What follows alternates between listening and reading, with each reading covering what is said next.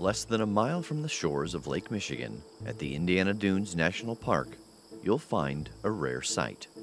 Here, in marshy swales tucked between rolling oak savannas, wild rice grows abundantly, just under 100 acres in all. We can't say for sure how long it's been here, but we're pretty sure that it's been here as long as the dunes and swales have been here. Thousands of years, yeah. I mean, obviously, the dunes have been sculpted over time by the glaciers. They've been sculpted over time by the ebb and flow of the lakes. And so as the lakes receded, they created this dune and swale complex. And in each of these swales, we have nice little water bodies, and each of those water bodies are typically associated with some form of a wild rice bed. On this day, a crew led by wildlife biologist Jennifer Canine is gathering in the late summer heat to harvest some of this ancient grain. They're employed by the Pokagon Band of the Potawatomi, an indigenous tribe based in northern Indiana and southern Michigan. If you can get out into the middle of the swale, that'd be great. And they used to be part of the Pokagon Tribe's Department of Natural Resources. So in November of 2022, our department changed their name from the Department of Natural Resources to Kwabdanawa Otoke. And the Potawatomi language, that means they care for this land. A lot of times when people refer to natural resources, they refer to extraction, they refer to take, they refer to removing things from the environment, and that's not what we're about. We're here to enhance and manage and work with the environment to try to make it better for future generations. Collection of the rice is simple. Grab a bucket, tap the rice head into it, and watch the ripe rice fall in. But that doesn't mean this is easy work. So you can see that this is definitely very labor intensive when we go out and we hand harvest.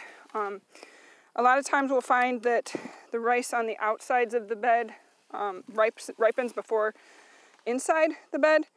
And so we can try to stay out of the super deep mucky water and just harvest around the edge, which makes it a little bit easier for us in time and efficiency for getting the grains that we need. Wild rice was largely removed from the Indiana landscape as more and more wetlands were destroyed to make way for farmland and industry. The Indiana Dunes National Park is one of the last places in the state where you can find the grain growing naturally. Obviously, we haven't surveyed the entire state. We surveyed quite a bit, and so I definitely know where there are some locations. We put feelers out, and we have historical maps of where it used to occur, but we consider this to be one of our gems for where wild rice is in Indiana. The Pokagon Band is able to conduct this work in partnership with the Indiana Dunes National Park through funding from the Bureau of Indian Affairs Great Lakes Restoration Initiative.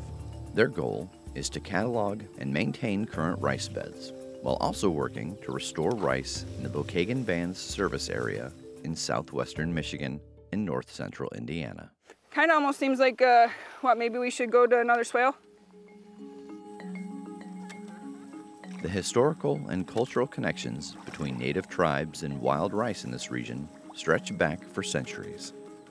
In fact, the Potawatomi word for the nutritious starch says it all. So minomin, it's two different words, mino and min, and mino is good and min is berry. So technically it means in Potawatomi language, good berry. Wild rice was one of those foods that they found growing here on the water, and it tied them to this location. And wild rice is a very valuable grain in that it can be harvested, and then if it's processed correctly, it can be stored for a long period of time. It's monumental in some cultures. Buckets and hip waders are the tools of choice in these shallow waters. However, the team's preferred method is also what native tribes would have used: canoes and wooden knockers. So I reach around and I pull the grains to the boat and then just give them a gentle tap, and then anything that's ripe falls off. And we get a little bit of everything when we do this. We get the rice worms, we get the rice spiders, we get lots and lots of leaf hoppers, all kinds of critters that come along with tapping the tips of the heads of the rice. On top of harvesting, the team also surveys the rice beds, noting things like density, stalk height, and root quality. Extra grains are distributed to areas where growth is thin. So far, the efforts have paid off.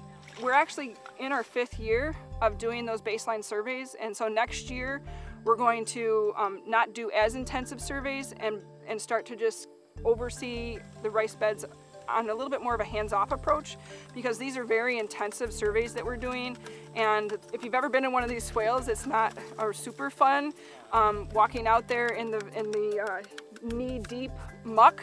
While the work may not exactly be fun, it is making a difference.